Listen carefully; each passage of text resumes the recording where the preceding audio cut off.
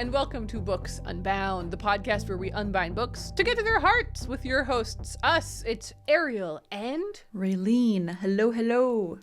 Cozy edition. I see we've both brought out the comfy sweaters today. That's true. It's a little cold here, but I think it's very cold there. Are you still in your winter snap?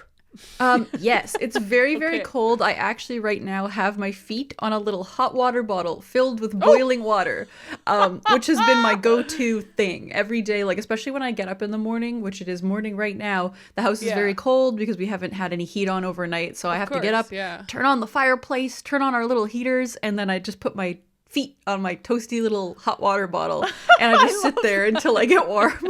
Defrost. Yeah. Just slowly defrost into the morning. Yeah, it's been crazy. Like, it's Monday right now, but on Friday when I had to go to work, it was the first day of this really cold snap where it's been like negative 12 degrees Celsius, but feels like negative 25 because of the wind chill. And going to work that day, like, it was so cold inside that I was wearing two coats. Like everyone was wearing toques and little like hand warmers and things because the building that I work in just like is huge and couldn't keep up with the coldness. And it was rough, man. I was like, you know how it's hard to type when your fingers are really cold? I don't know if you often have to deal with that, but trying to type I know what you mean. With really cold fingers. I was like, I just really felt like I was moving it. In slow motion all day long. Yeah. And I got nothing done. So, yeah, it's nice to be at home, though, with my little hot water bottle. Because at least my toes are warm. I think that's so beautiful to imagine. You sent me photos throughout the day of you being super cold in your office. Yeah. And I was like, I actually didn't understand. I thought like the heating in the building had broken because negative 12 is definitely cold. I'm not gonna pretend that it's very, very cold. Very cold. But like I'm used to Canada getting to negative 12 pretty commonly. Yeah. And you were like, Ariel, I live in a rainforest. This doesn't usually happen. And I was like, you're so right. Like I think when people picture Canada, they do just picture like the Arctic for the entire country, and like most of it landmass wise, most of it is frozen tundra all year round, but people like very, very few people, like a couple thousand people live up there. Most people live, it's like a really interesting fact, it's like most people live within a couple of miles from the US border because it's so cold any much more northern. But to your point, you live in a rainforest like BC. That part of why people love like Vancouver Island and the Vancouver zone is the giant trees, and all of that's because you're in like this rainforest bubble. So you're I was like instantly I was like, yeah, you're right, you guys wouldn't be used to it going that cold. No, and I've lived here my whole life. I've never had to experience extreme cold. And exactly. Because that's the other thing. You've lived in that same place, so you're really used to one thing. When I lived in Ottawa, that was the coldest, snowiest place I've ever lived. I also lived in Calgary, and I was born in Calgary, and my mom talks about how cold Calgary was, but I was a baby, so I don't think that counts at all. But Ottawa was for sure the coldest place I've ever lived. Like 2 or 3 times a year, it would be negative 40. I hate that. Isn't that insane? Like when you think about it, why did people settle there? I don't understand at all why everyone was like, let's make this the capital and really establish everything from this base. I'm like, you could have gone more south. That's fine. Anyways. That was Canada. The weather corner. That was the weather corner, as we love to do. What else is going on over there, Raeleen? Any interesting, juicy updates? I'm currently being blasted by the sun. I don't know if you can tell. I'm like squinting. I can kind of see it, yeah. I should close my curtain. That's funny. I mean, no, nothing too interesting has been happening over here. It's beautiful outside. Like, I'm sure it's really cold, but it looks really nice. It's nice and bright, but it's still, I think, too cold for me to personally want to roller skate outside. Like, I definitely could do it, but I'm like, is that what I want? Do I want to be skating in harsh environments? Maybe not. So I've just been staying inside, staying cozy. I've watched a lot of movies and a lot of TV, and I've been crocheting. I've been making seasonal headpieces for my parties that I'm going to have with friends. Incredible. Just, incredible. Fun stuff. I'm trying to enjoy winter while it's still here because we always want it to be over. I feel that way about summer as well because like this is just, it's too cold, too bleak, and I want it to be gone. But I'm trying to embrace the seasons as they come, and I love that. yeah, so we're not rushing towards spring. Let's enjoy the winter as much as we can. There's not really anything to do though, because there's no snow. I can't go play in the snow, so oh, that is too it's bad. tough. Yeah. I'm just trying to be cozy. That's all I got. Yeah, no, it's super true though. I last year, throughout the whole year, to my personal Patreon, not the Books Unbound Patreon, but to my personal Patreon, I was every season was doing a voice message. Oh yeah. Where I was like, okay, spring is here. Here are the activities I want to do that are spring like. Oh, that's and cute. Lean in, because I think you're right. Every season has its negatives for sure, but they also all have some positive. You can find something that's unique or special or nice about every season, and leaning in. Why wouldn't you? You and I are going to live through another 60 years of winter. We may as well make it good, because that's it. It's happening, that's right? True. You're totally right. Update wise, I've got some good news. Yeah, you've had some things happen. I've had a couple of events go down. The main one, the one that I want to talk to you all about, is very exciting. I believe, and I don't want to confirm it yet, because just imagine if something goes wrong, but I believe I have the Bookmobile. Oh my gosh. I know, this is ridiculous, but it's all happening so fast. So basically, this idea is not a new idea. I've been dreaming about this Bookmobile for a while, and a couple of months ago, in October time actually, I started looking. I'd been fantasizing about it for long enough that I started actually looking for trucks. Yeah, okay. What do I know about trucks? Not much, but I just started looking. And so I found this mini truck that was perfect. Well, it felt perfect. It was at a decent price point. It didn't seem to have too many kilometers on it, et cetera, et cetera, et cetera. And I messaged the guy. And I had a really nice conversation with him. He was really nice, very friendly. And I felt really good about it. And then I was like, let me get back to you tomorrow. I spent the night thinking. And I was like, no. I cannot afford this right now. I have to wait until the new year so that I get my salary, whatever, I get paid during Christmas time, see myself through to the end of the year, move into January. That's when I will know if I can actually afford this or not. I need to look at my tax situation. I don't want to jump the gun is what I was thinking. Yeah. So I basically said that to him. I was like, the truth is, I've realized I can't afford this right now. I need to wait. I'm so sorry. Thank you for all the information. Because he genuinely had been so friendly and kind. I just was very grateful to him. And he was like, hey, listen, that's totally no problem. And I bet you the truck will still be here. Because it's a very weird little truck not many people want. Yeah, true. So just make sure to check when in a couple months you want to look again. Okay, so fast forward to a couple weeks ago, I announced on the podcast that I'm building a Bookmobile, and I'm like, wow, I better get that rolling. Yeah. Also, because I think I talked about this on the goals episode, I want to be using the Bookmobile in the summertime. That's when it's going to be the most fun. You can't start doing it in the summertime. No, exactly. I can't just buy the truck in June and then have 3 months of building the shelves and getting the permits and doing all the correct things, getting the stock and doing the merch, and all of that. And then I'm ready in September, and then it starts snowing in October. Yeah. I can't do that. So I was like, oh God, I just got to start now. So I actually had a meeting with my accountant. I took this very seriously. So I went to my accountant for other reasons as well, just to because of all my tax being complicated because I'm self-employed. But I go and I had a meeting with him where I just wanted to ask him a bunch of questions of things that I had. And then I literally I think it's just so funny that I keep pitching it like this to everyone. So I was looking at my list and I was like, okay, my next question, basically, I have a dream. And he went, oh, okay. Not what you expect to hear. And I was like, I want to build a Bookmobile. And he was like, oh, this is so cool. Yeah. I was like, yes, I'm glad you think so, Mr. Accountant Man. I want to build a Bookmobile and I want to buy it. And I want to make sure that you agree with me that I have the funds and that this is all going to line up correctly. Yeah. And we looked at it and he was like, buy it. Do it. I was like, okay. Woohoo! So I messaged the guy back and I said, hello, I'm back. I'm so glad you haven't sold it. And he said, yeah, I haven't been able to sell it. He's like, I've had moderate interest. Like one or two people a week have messaged him about it. But people kept trying to trade stuff for it. Isn't that so funny? He's like, I got a guy who wanted to give me 2 snowmobiles. And I had a guy who wanted to give me a tractor. And I'm like, I don't want that.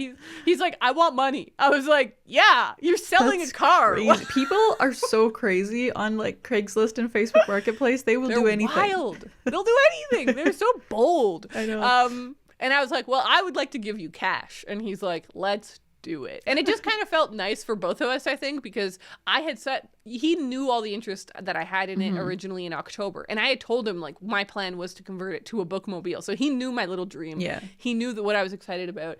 And so I think he'd gotten a little invested. Yeah, he's like, I need to make sure to sell it to her. Yeah.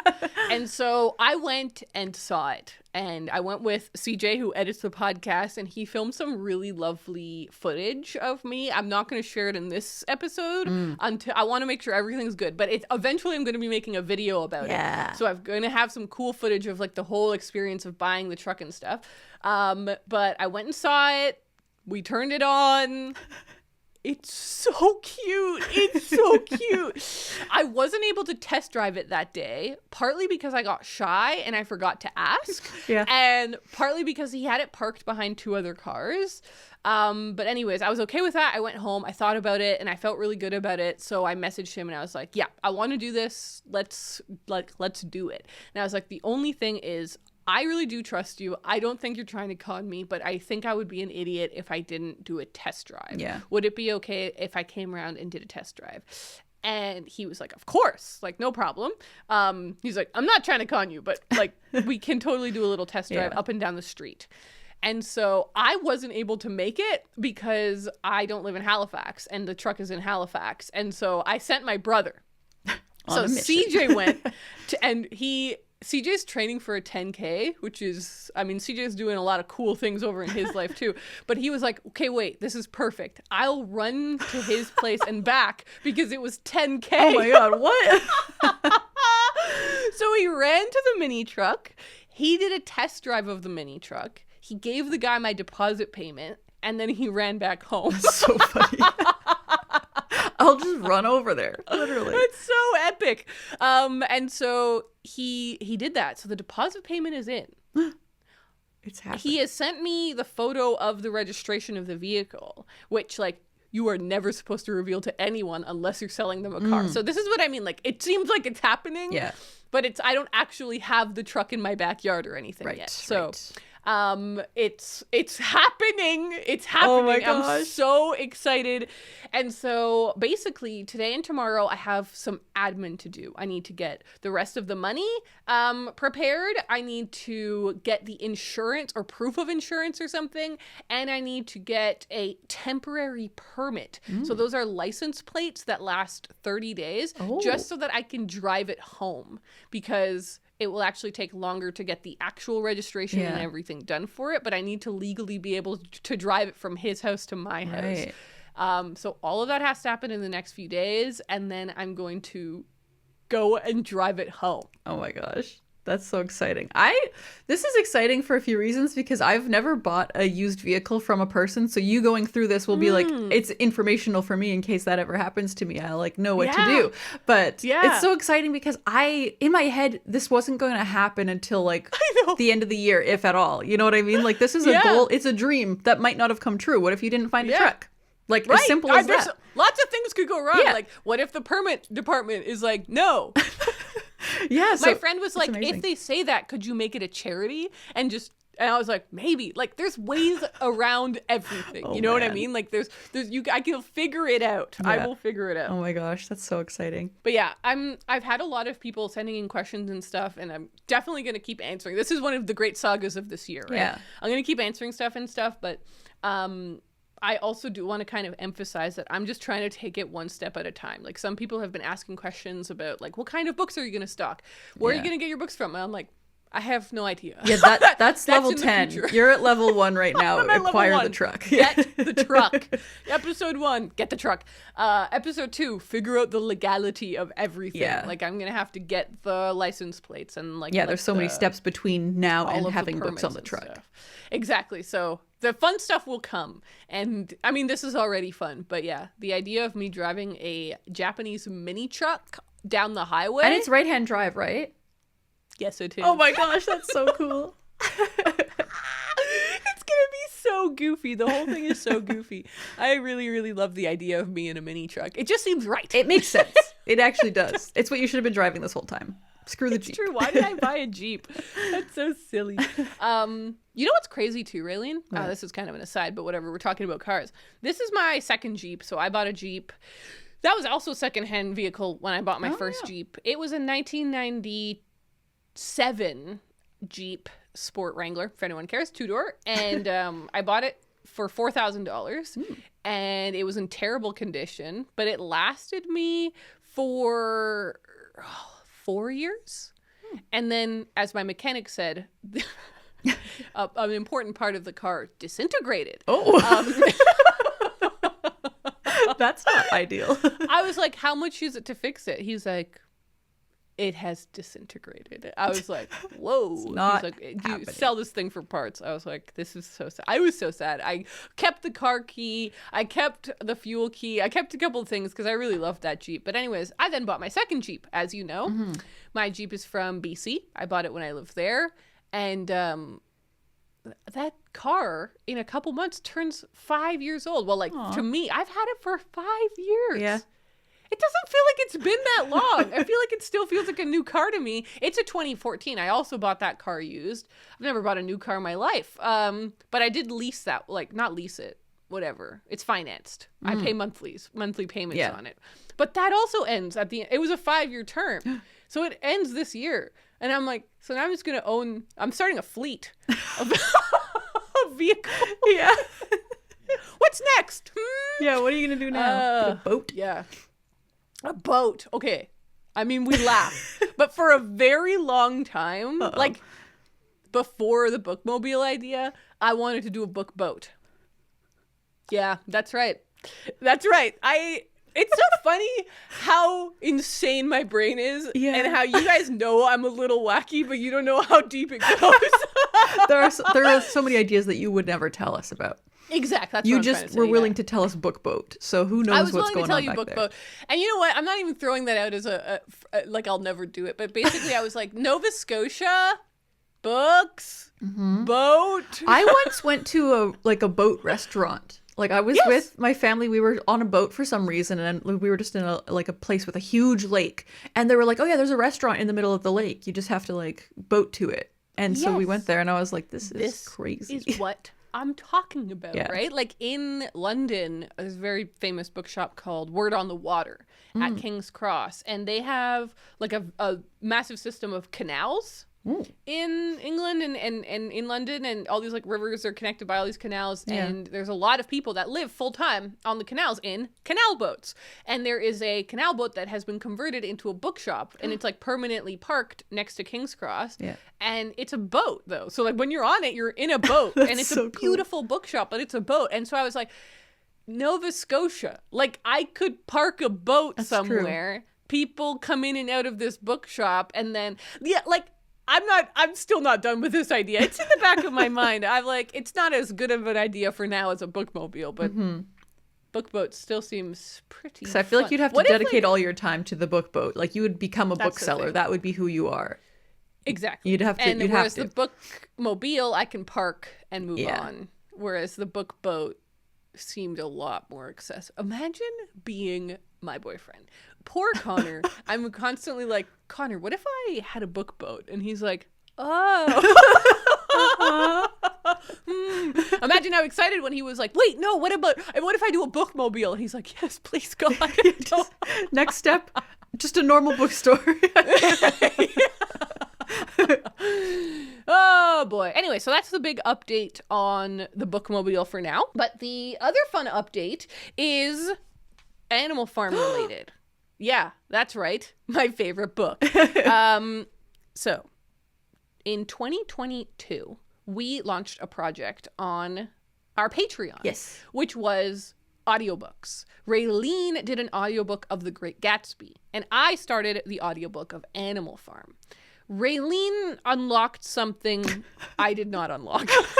I had the secret. She just realized yesterday why everything fell apart for me. And she was like, why did you do it that way? I'm like, I didn't know you were doing it in such a better way. But basically, we were releasing one chapter a month on the Patreon. And Raeleen, clever Raeleen, recorded it all in once. Well, like over a couple of days. Yeah, like 2 or 3 days, it was done. In one big effort, you recorded all of it, and then you just released the chapters 1 week after, or 1 month after another.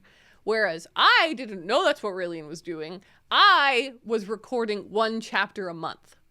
So I recorded in January, I recorded chapter 1 and released it. In February, chapter 2 and released, and I think I got 3 or 4 chapters in, and as you can imagine, fell apart. Yeah. I would like fall behind. I'd forget it on 1 month, and then the next month I was like, oh god, I have 2 to do that now, and when do I fit that in, and 3 to do now, and I just like totally fell off the bandwagon. And I've been trying to catch up ever since. Like we're in constant mentioning about it. Yeah, Like, it's been top of mind for a very long time. yeah, we were like, Ariel, you need to finish this, and I'm like, I agree. I'm so stressed about it, and I just kept not figuring out how to do it. And it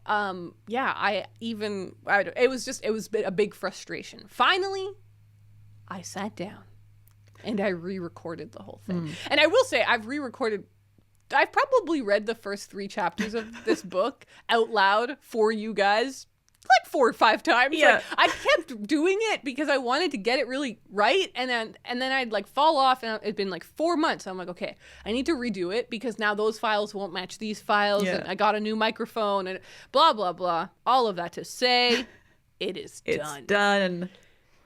I'm so proud of it. I think it's really, really cool. So CJ had made some theme music for the Great Gatsby audiobook and for the Animal Farm audiobook. And he sent me like 6 different tunes that I forget, he sent a couple over to you as well when the Gatsby one happened. He put it together. I didn't even touch music. Oh, okay. Because I remember he sent me them. So there was like 3 or 4 different Gatsby options. Oh, nice. And with me, he sent me like 4 or 5 different Animal Farm options to sort of be like, which one do you want? What matches what you want? I ended up using all of them in between the different chapters. And so depending on how a chapter would end, I would be like, oh, I'm going to use this one that he did that was like, sounds kind of military. Or I'd use this other one that sounds kind of really sad. And so it's fully scored. That's so cool. It's like a professional audiobook. Chapters. It is. It's like, I'm so proud of it. The music is so, so cool. And I really tried to like narrate. Do you know what I mean? Like, I was like, I'm reading this book to you guys, and I'm really happy with how it turned out. I didn't go so far as to like really do voices, but I kind of right on the edge of doing voices. Also, in chapter 9, I break down crying. Whoa, dramatic. It was so dramatic, and I felt so silly. Like, I got kind of embarrassed, and I stopped recording partway through chapter 9, and then I finished it the next day. Yeah. Because I was like, this is so ridiculous. Like, you just got to restart this chapter. This is so silly. But then the next day I go back and I listen to it, and I was like, no, it's just really honest. Yeah. Like, it's so devastating. And I would go upstairs to Connor, and I was so upset, and I was like, I forgot how sad this book is. He's like, so sad. I'm like surprised it's my favorite book, but God, it really cemented it. It really cemented. Like, I read it. This is now my 10th or 11th time reading this book, and I wanted to say how it really. And I'm sure you felt this way with The Great Gatsby when you read that out loud, but it really gave a different perspective on the book. Totally. Reading it out loud. Reading a whole book out loud is such, I mean, I know that like parents do that pretty regularly. You are reading a story out loud to your kid. But if you don't have children, very rare that you're reading books out loud. Also like a full-length novel. Like, that's pretty totally wild. Yeah, exactly.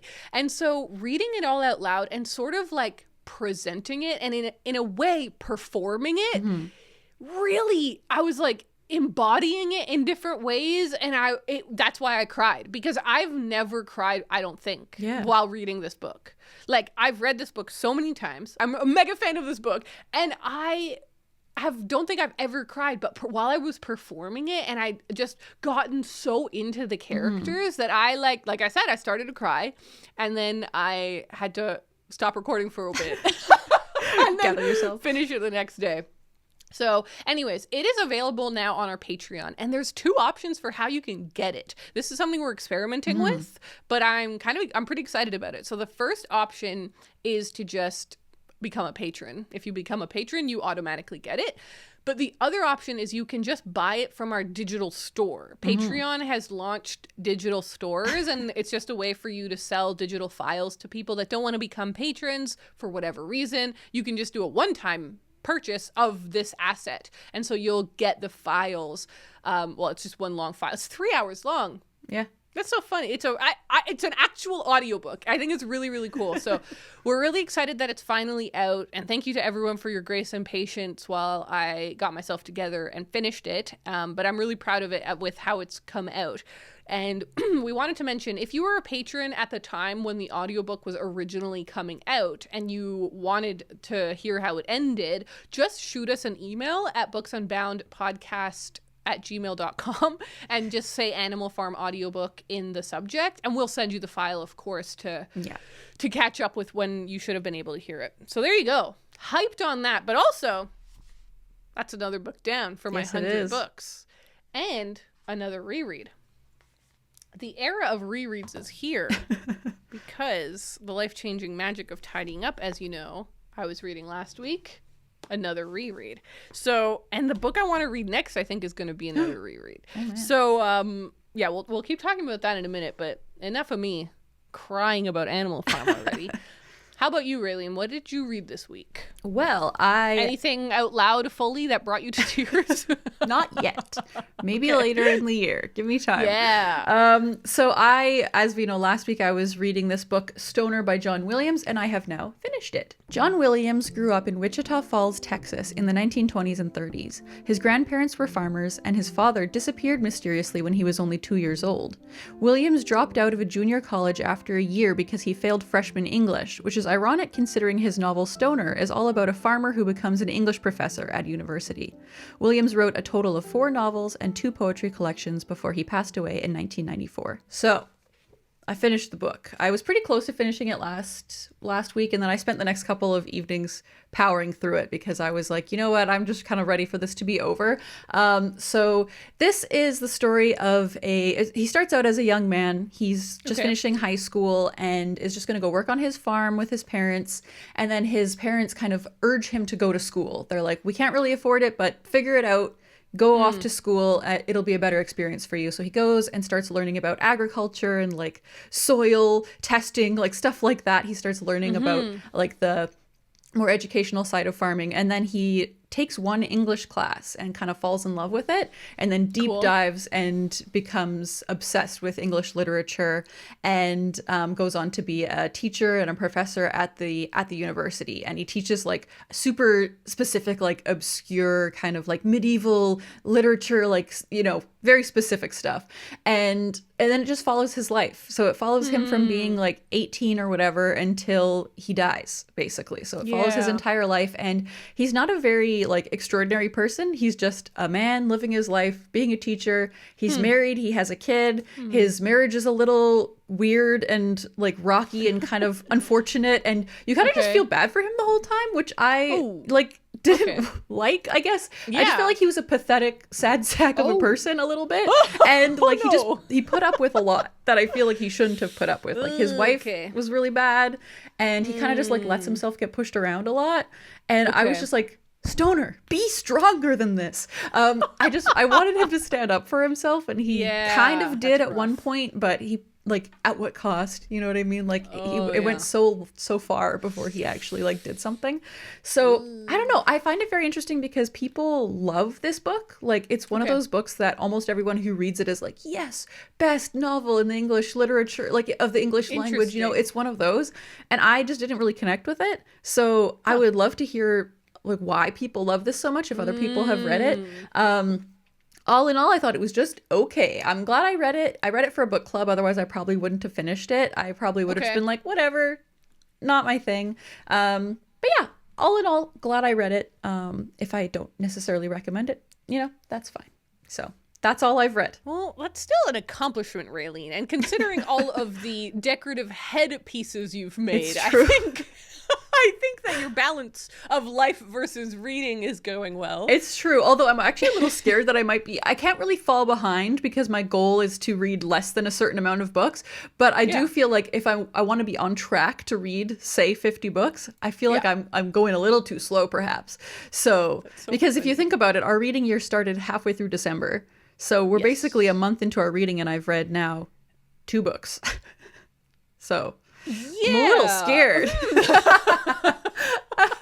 Yeah. When you put it that way, I'm suddenly massively behind. Yeah. Okay. You know what? I think that it's all going to work out. I think so too. So maybe let's talk about what we're currently reading. Sure. Because that will be fun. Well, okay, there's actually a bit of a controversy with what I'm currently reading. Well, you know about this, Raeleen. It's kind of silly. I'm still technically reading The Life-Changing Magic of Tidying Up. It's embarrassing. Last week, you lied to us. Well, I didn't lie. I admitted that I hadn't finished the book. I told you that I have read it in the past so I can review it. And I still feel confident about all of that. But here's what happened. As I mentioned, I was co-reading it. I had just that day bought it in physical, but I had been reading it on my e-reader. And I was like, I think I only have like 30 pages left. Yeah. I don't know about you, but for me, when I'm reading in an e-reader, I do kind of lose sense of page count because I'm so used to on a physical book that you literally can physically tell I'm halfway, I'm this way or whatever. I really thought I was near the end. Then the other day I picked up the physical version and I was like, okay, where am I? I must be only like on page like 20 have 20 pages left. I start flipping back. I had like 30% of the book left. No. So I don't know if I just saw 30 and was like 30 pages instead of 30%. I don't know, guys, but quite frankly, I was wrong. And so I need to finish this week because in my head, I was already done it. It's done. That's really funny. What's happening? But this is the kind of book that if I just sit down, I know I can just plow through the ending of it. It's just been a super busy week because of the book truck stuff. Yeah. I didn't realize that was going to be book truck, happening in this first week. And Animal Farm. Like I recorded the whole audio. I redid it this week because I'm dumb, but I re-recorded the whole thing this week. Yeah. So I basically read that book and then this went on pause, I think for good reason. But I'm excited to get back to it also because I'm like dying to do my closet purge. Like I'm so excited. Yeah. She's got me hyped. She does. To do a closet purge. I'm so excited to do it, but I don't want to do it until I finish the book just because I want to like do it. I just want to respect the fun of the activity, right? Like she's got her rules and then I'll do it and I just want to read through her system. Yeah. And I'll take and leave what I want. But I'm close to finishing that. So the next thing I will probably want to read is one of these two. Like I have them sitting near me everywhere I go. I keep taking them with me. I like put them on my desk. When we went to Halifax, I took them to Halifax. Like I really want to read both of these, and I think they would be good choices for what's next. So the first one is what I talk about when I talk about running by Haruki Murakami. This is what I was mentioning about wanting to do another reread. Yes. I'm just enjoying, I really enjoyed rereading Animal Farm. I'm really enjoying rereading The Life-Changing Magic of Tidying Up. And so I think that it feels like time. It feels like time. But the other thing as well is it's so short. Yeah, that one is such a quick read. I read that almost in one sitting when I read it. I think I remember doing a similar thing, like 2 or 3 days, and I got it all done. It's 180 pages, so it's very short, but it also has like a really big font. Yeah.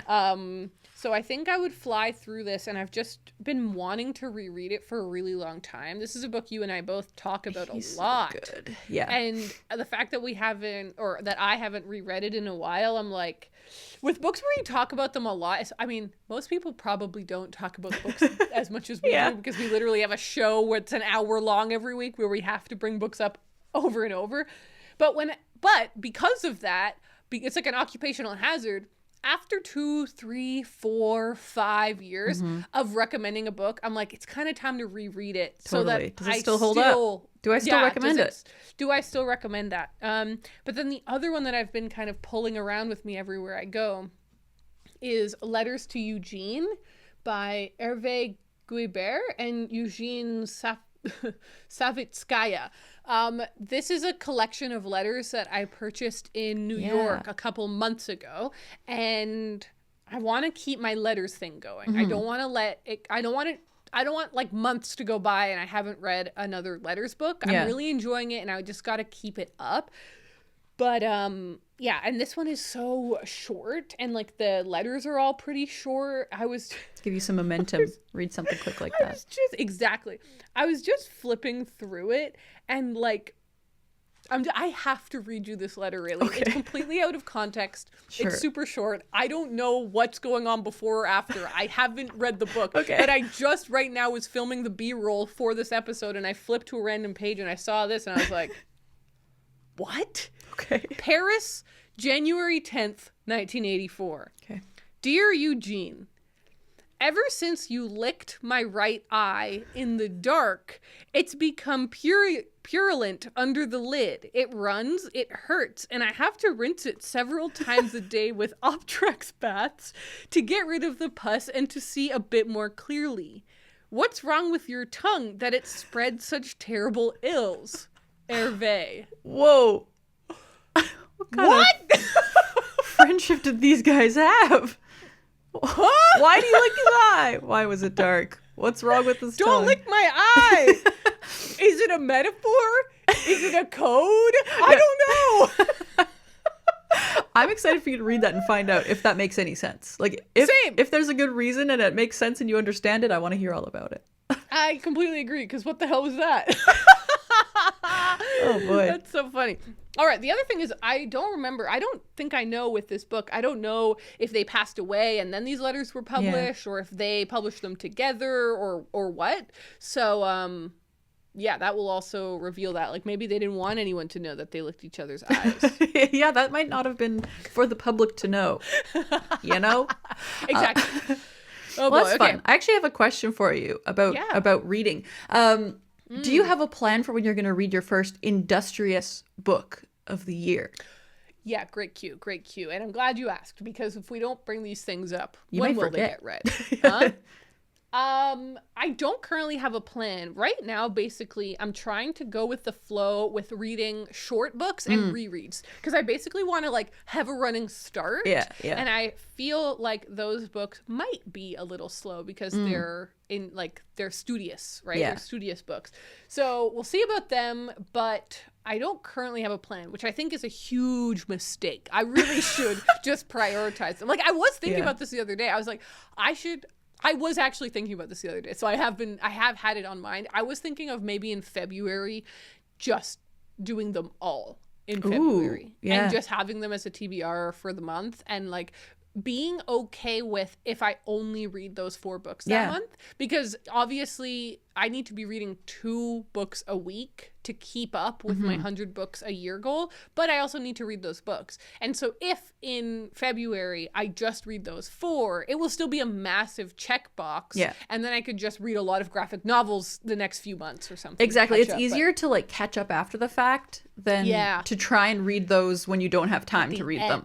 Yeah, 100%. I know. I definitely feel that way. Like last year, I read 11/22/63 in January because it was such a large book. I really wanted to read it, so I was like, I need to do it now to like give myself kind of the leeway to read such a big book. And I've been thinking about that for this year too. I think I'm gonna try and read Anna Karenina by March, soon. Okay, yeah, I think that's really smart. Probably February is when I really want to do it. But I kind of have the same thing as you. Like, I want to get myself a head start. So I'm like, should I read a couple of really short books to like give myself a few books under my belt so that, because it's probably going to take me all month to read it. I imagine it'll take me a month to read that book. So we'll see. Have a plan for your 24 books, or are you just kind of sprinkling them? Sprinkling them. I am trying to read 2 a month. Like that's my, okay. And Anna Karenina is one of those books. So if I read it, it will be ticking it off. And when I tell you what I'm reading now, it's actually the second book that I'll have read in January off of my list. So That's a good transition, actually. I'll just tell you what I'm reading now. So I am reading the Nakano Thrift Shop by Hiromi Kawakami. And this actually works for a few goals because this is one of the 24 books that I told myself I would read this year. It's also one of my lowest rated books. So that is, along with Sweet Bitter, I'm just reading all of my lowest rated books at the beginning of the year, I guess, which maybe is a good idea, actually. But yeah, I'm 91 pages into this so far. And as the people may know, I've read quite a few of her books so far. Hiromi Kawakami is an author that I have like 7 of her books, I think. I've read maybe 3 of them now. So I still have quite a few to go, but I'm trying to like go through her books because I really enjoy her. I would say my favorite so far is probably Strange Weather in Tokyo. And so that's the bar that I'm trying to reach when reading her books. And this one so far is kind of falling short of that, unfortunately. Like I'm not liking it as much. This one is about a young woman who works at a secondhand store that's owned by this old man, Mr. Nakano, who's kind of like this kind of kooky guy. He's just like a strange character, as you would imagine. And she works there with another young man. So it's kind of like the 3 of them are the people who run this shop. And they like go out and will acquire like large collections of things, either from like estates, or if people are just like, oh, I have a bunch of junk, I need to like, you just take it away for free. I don't care. And so that's kind of like the setup. And what I like about it is that it reminds me of my days working in a used bookstore, like a lot. Oh, cool. Like this is very reminiscent of the store I worked at. Like strange older man runs this place. A bunch of young people are kind of like making things run smoothly behind, you know, on the front facing side of things. But like going and like sorting through people's books and like figuring out what's a cool thing to bring into the store. Like that was something I did. And so I do like connect to it in that way. But plot wise, it's kind of like, what's the point so far? I don't know what the point is. Like, is the point a romance? Which it might be because the main character is kind of romantically interested in someone, and so that's become a thing. Is the focus that the old man who runs the store is like just like has a really weird life? Like I don't know what the focus is yet. So far it's kind of we'll see. Right. It's still early days, but I'm hoping to kind of power through this and then maybe read one more short book before it's time for Anna Karenina. So that is where I'm at. So yeah, it's fine. I wouldn't even really say I'm enjoying it, but I'm not hating it. I'm very solidly in the middle right now. It's just I'm just existing inside of this book. I have a question for you. Oh, please. Do you ever miss working in a bookshop? That is a fun question. Yes and no. I am perfectly like, I have very good reasons why yes and very good reasons why no. So I'm ready. I miss it because I used like 2 of my best friends who I hang out with all the time. I met at that bookstore and we would hang out every day basically because we worked together. So I do miss working with my best friends because that is the best. As you and I know, working together is so fun. We get to talk every week. Now I see those friends a little bit less. I also live in a different city from them now. So like I have less reasons to see them and that sucks. So that part is like, I do miss that. But there were so many things that were bad about that job. Like, didn't get paid well. The boss was not a good person. Customer service is just shitty in general. It's tough. You would think that working in a bookstore is always going to be nice. People who like books are good people. That's not always true. Especially, I've dealt with so many strange people with strange problems and strange complaints. And it's like, why are you yelling at me about this? And the added thing of it being used books is that we would buy books from people and people would get so offended sometimes when we didn't want their books. One time a lady brought in a box of books that literally looked like it had been outside in a rainstorm. Like the books were wet, they were slimy. We were like, sorry, we can't take these. And she was like, what? What do you mean? We're like, there's like slime on them. And she was like, how dare you? Oh like, my God. Stuff like that. Like so many weird stories. So I don't miss customer service at all. My current job, I barely ever have to talk to people and I love that. Yes, so yes ideal. and no. Like it's great being surrounded by books. It's great being able to recommend books to people when they ask for it. Like it's sort of like real life podcast stuff. Like some of the things that we get to do would happen face to face with people, but it's not really for me. I'm not a people person, so maybe it's the type of thing that like you would probably love it. I'm sure you would love working in a bookstore because you love talking to people. But yeah, for me, it has its positives, but overall, no, I am very glad I don't work in a bookstore anymore. That's so interesting, and honestly, is exactly what I thought you would say. There's a reason I stopped working. There's there, a reason you left. Exactly. Some people work in bookstores for their whole lives, and that's great if that's what you can do. Here's a question. Here's another question, a little follow-up to that. Because I think that this is probably a question that a lot of people have. Yeah. And it is, did you get to read when you worked at the bookshop? No, of course not. I didn't think so. It's funny, actually, because in this book, she works in like this thrift store that's like, if there's no customers, there's nothing to do. And so she'll be reading. Yeah. And I'm like, that makes me so jealous when I hear about people who get to read on the job.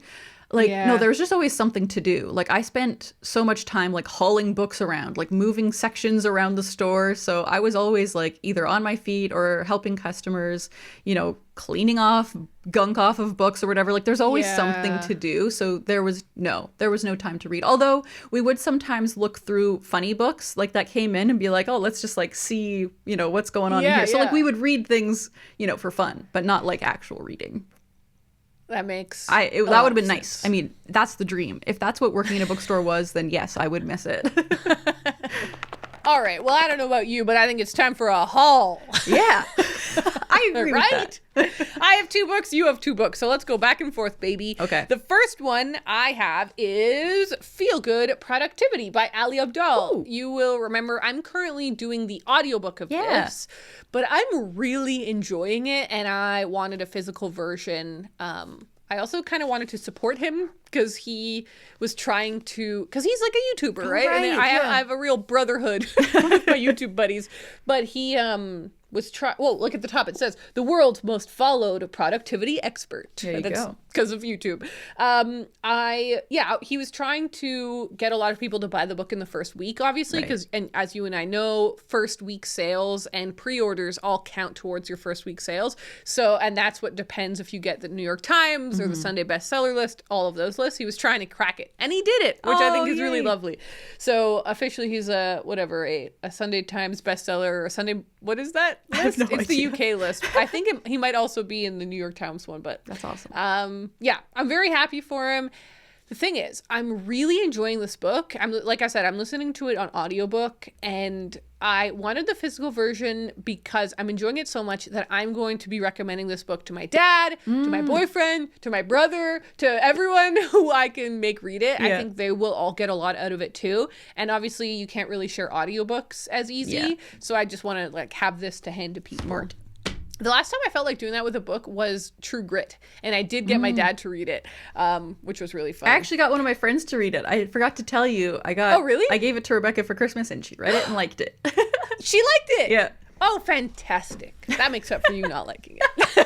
I liked it okay. I just didn't love it.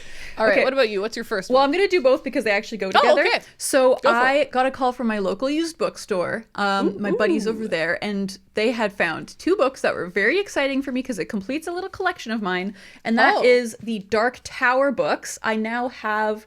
this is Stephen King's Dark Tower series. I now have book 5 and book 6, which are Wolves of the Calla and Song of Susanna.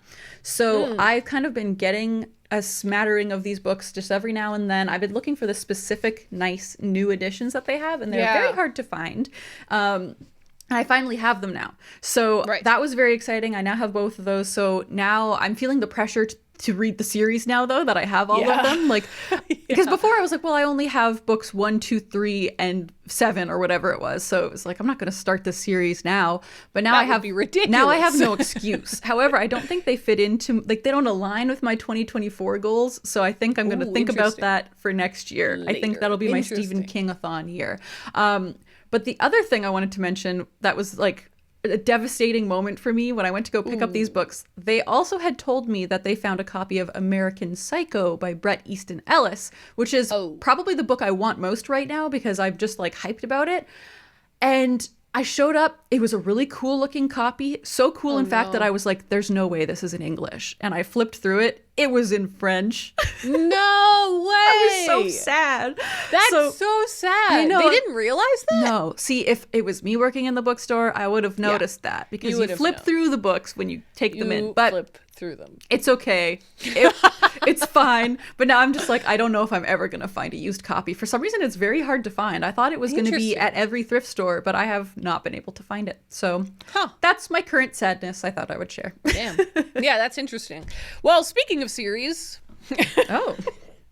I got the Scott Pilgrim manga series. Amazing.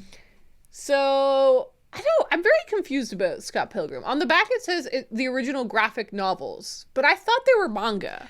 It's one of those things. I would say they're graphic novels. They're like the books themselves are shaped like manga. They're not. You don't read them backwards like you do with manga. Like it is American style manga, I guess would be the best way to describe it. Okay. Because they are like little books. They're not like they're not in color. They don't have glossy pages. You know what I mean? Like they're not really comics, but they kind of are. It is confusing. Ooh, this is kind of like a fake little sleeve. Fake out. That's funny. So I've got all 6 of them, and this was actually a gift from Connor. So he had bought them for me before Christmas, but they just didn't arrive in time, and he handed them to me afterwards. Happy Christmas. Happy Christmas, Ron. But yeah. But yeah, so they, here we have them. I have them all now, and part of the reason he thought to buy them for me was because we just finished, well, it was a while ago now, but we had just finished watching the new show version, and he thought I would enjoy reading them, which I think have you ever read those? You've never read them? No, I've read the first one. Okay, I read the first 2, I think, like a decade ago. And yeah, my brother owns the first one in the full color version. Ooh, nice. Yeah, those are cool. So I read that and I enjoyed it. And so I would really like to read all of them. That is so cool. It's really nice. You're making me want to get a series of comics or something. That sounds fun. I know, right? It does sound fun. I'm going to get so jealous of all your book hauls this year because I'm really trying not to increase my TBR if possible, my physical TBR, because I'm reading less books. So I have to be like extra stingy. I feel a little bit like I'm going to be a little extra stingy this year because all my money needs to go to the Bookmobile. That's true. So we're going to see. I do know I will have a big haul coming up at the end of January, or probably it'll be the first episode of February because, as you know, it's our anniversary and we always go to Lunenburg and I always go to the bookshops and I always buy way too many books because Connor buys them for me. You have no and I'm like, reason not to. This one, and this one, and this one. That's so, what boyfriends anyways, are for. that is that's gonna happen. But other than that, I don't like already. I haven't really bought any books this year. That's good. I'm proud of you. I will say, I mean, because like for example, I bought the 2 books I've bought so far that I can think of is The Life-Changing Magic of Tidying Up and Feel Good Productivity. Which you're already reading. Those are books that I'm currently reading, and I just want physical versions for my shelves. That's interesting. That's very interesting. I know. It's a fascinating time in our lives, really. What is the line from Fight Club? You've met me at a very interesting time in my life. Such a good line. All right. Well, how about we take a little visit to the mailroom? All right. So if you didn't listen to last week's episode, this is a new segment we're trying out and we're currently really enjoying. And it is highlighting some of the fun comments that we get from you guys in all sorts of different places. So, Raeleen, you start us off with comments from Discord and Patreon? You bet. I'm actually going to start with an unusual one. It's a comment from Instagram that was forwarded to us by our buddy Kaylee, who does our social media. This was so cute. So we got this from Jacqueline on Instagram, who sent us a little message and a photo. It just says this. Hey, just wanted to share that we met through the podcast Discord in 2021, became friends, and actually met. Thanks for being awesome and bringing us together. And it's a photo of Jacqueline with a friend whose name I think is Val. And that is just so cute. It's too beautiful. I love it. It's too beautiful. I love it. That is like the perfect, the podcast is bringing people together, and that's so what we want. Beautiful. So we love that stuff. Love that. We really do. Like, send it all our way. We're obsessed with that kind of thing. It's so heartwarming. Yeah. All right, now I've got an assortment of comments that are just from Patreon and Discord, all kind of intertwingled, as you said once. Intertwingled. Yeah, intertwingled. So this first bit is actually a couple pieces of book news, which I thought was exciting. So these are from Darth Bibliophiles on our Discord, who says, Sayaka Murata just posted something about she's going to a writer in residence thing for 6 months, and she's writing a novel. So Sayaka Murata is working on a new novel, which is very exciting. But obviously no news on like when that's going to happen. But this one's very interesting. Apparently, in July, there's going to be a novel coming out called The Book of Elsewhere, and it is by Keanu Reeves and China Miéville. What? What is that all about? Keanu, what are you doing? We love Keanu, but I am confused. So that'll be interesting. Very interesting. I haven't really looked into it too much, but it looks like it might be a sci-fi book, probably. If China Miéville is involved, it's probably sci-fi. Okay. There's an article from Yahoo News I didn't know Yahoo was still alive, That's but here funny. it is. It says, this is from January 4th, literally yesterday. Oh. Keanu Reeves announces new career move away from film. Keanu Reeves has announced a new career move away from film with the news that he has co-written his first novel. So intriguing. So co-written is different than ghost-written. Yeah, they wrote it together. Somehow. So that's a little bit of news that we're confused by, and maybe we'll keep everyone apprised of that as it develops. So we got a comment from Stacy that was on I think our last episode, where in the mailroom section you were telling us the story about your 2 copies of The Secret Life of Bees. And yes. Stacy has responded to that by saying that she thinks the not as nice copy should be the first book for your book truck, which I thought was a cute little idea. Oh, that's a really cute idea. If you feel like not having 2 copies anwour, that is a solid way to get rid of it. Can you imagine if your book truck was just filled with like cast-offs from your own shelves? It was just the books you didn't want anymore. I should have a segment or a section on the truck that has that. Yeah. These are Ariel personal books. Okay, this one was really cute. This came from Emma Jane, who posted this in the Hobbies Discord. And she has made a 2023 reading scarf, which I was confused by and didn't know what that meant. It's 10 feet and 7 inches long, and it's just made up of 3 colors in varying different chunks. And somebody asked, what is a reading scarf? Like, what does that mean? And she explains, each stripe represents a book that I read during the year. Dark green is 4.7 or 5 stars. Brown is 4 or 4.5 stars. And grayish is anything under 4 stars. And then there's one stripe of a lighter green, which is the only full 10 out of 10 book, which was a reread of The Book Thief. So it's like in order, really cool. And you can do it in so many different ways. Like it made me inspired, like, how would I do a reading scarf? Like each color can mean something different, and like how big the chunks are can mean something different. So I thought that was a really cool idea. I wanted to share that. It's a really cool idea. I've seen that. Have you seen like temperature blankets? Yes. I know. I really want to crochet a blanket, and that's the one that I keep thinking of. But I'm like, I don't want to do that, but I do like the idea. It's cool. For anyone who hasn't heard of that, it's basically very similar to the scarf. It's dependent on the temperature it was that day. I think it's every day. It's a daily blanket, basically. You do one row every day with the color. So depending on the temperature, you go like, okay, it was really hot, and at that temperature you do red, or if it was warm you do orange, or if it was cold you do blue, and so you have the like temperature of the year throughout your blanket. It's pretty cool. Imagine the whole blanket is just red. You're like, oh. You live in Honduras. Yeah, something scary happened this year. Okay. Oh, this is another little bit of book news. So Laura posted this on our Patreon. Apparently Audible, which is unfortunate that it's Audible, but they're doing an original audiobook of 1984. And it seems like it might be full cast, because she mentions the cast as well. So she says it might be worth getting a new email for a free trial in April when that comes out. So just a little shout out for anyone who might want to listen to 1984, because you just read Animal Farm. So that could be a good follow up. Right. And our final one is actually on the topic of your Animal Farm audiobook. So there have been lots of great comments on the post that you put on Patreon. But Haley says it best here. Holy shit, you guys, this was incredible. I'm speechless. CJ's music made this production so spooky in the best way. I got chills, and this was truly one of the best audiobooks I've ever read. I binged this while sitting in the sunshine at my favorite brewery, and this will now be one of my favorite 2024 bookish memories. Thank you. Wow. And I thought that was really nice. I think I sent that comment too as well, or I sent it to CJ for sure, because I was like, look, people really like the music in it. It's so sweet. I love that. That is so sweet. That's really cool.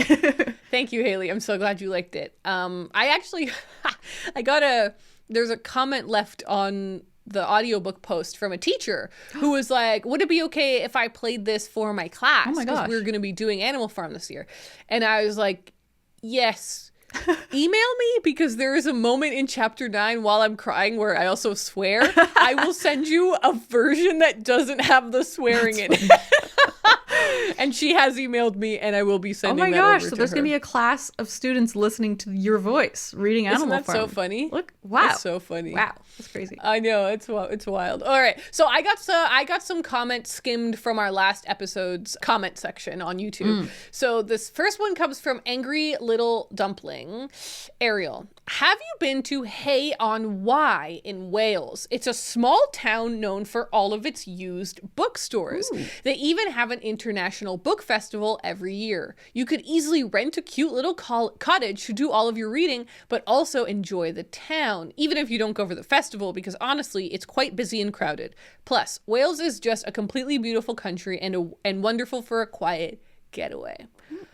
I have heard about Hay on Wye for like a decade. I remember a friend of mine went there and I was like, what is this? Raeleen, they have like the most bookshops per space per capita or whatever. There's like 100 bookshops in this little town. It's not a city. It's like a little town. I love bookshops beside bookshops. That's crazy. Bookshops everywhere you go. Yeah, it sounds amazing, and I would love to go. What's funny is I studied abroad and I lived in England for like a semester when I was studying abroad, and I studied abroad in Birmingham, which is pretty close to Wales. Like as far as England goes, it's pretty close to Wales. Weirdly, though, there was no direct train from Birmingham to Wales.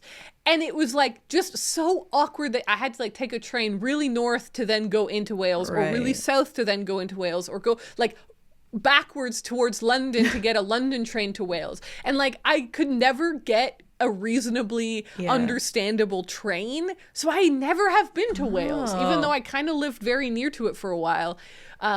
But I am dying to go to that little town. Sounds awesome. It does seem really, really cool. Okay. I loved this comment. We got a couple of comments about the book truck, and this person said, through her pages, said, oh my God, if Ariel makes a book truck, I will personally fly to the East Coast just to see it.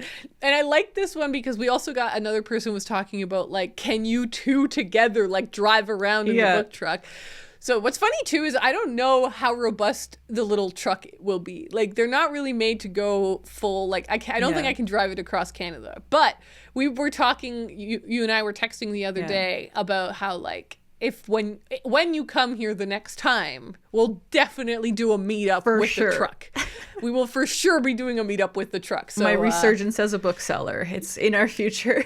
It's coming. It's coming. You're probably going to come and freak out at how poorly organized I have it, and you'll fix it all up. I can fix it. You can fix it. The last comment I grabbed is from Lex is Cardinal. She says, Raeleen, we need a review on Practical Magic from you. Yes. I DNF'd that book and feel guilty about it.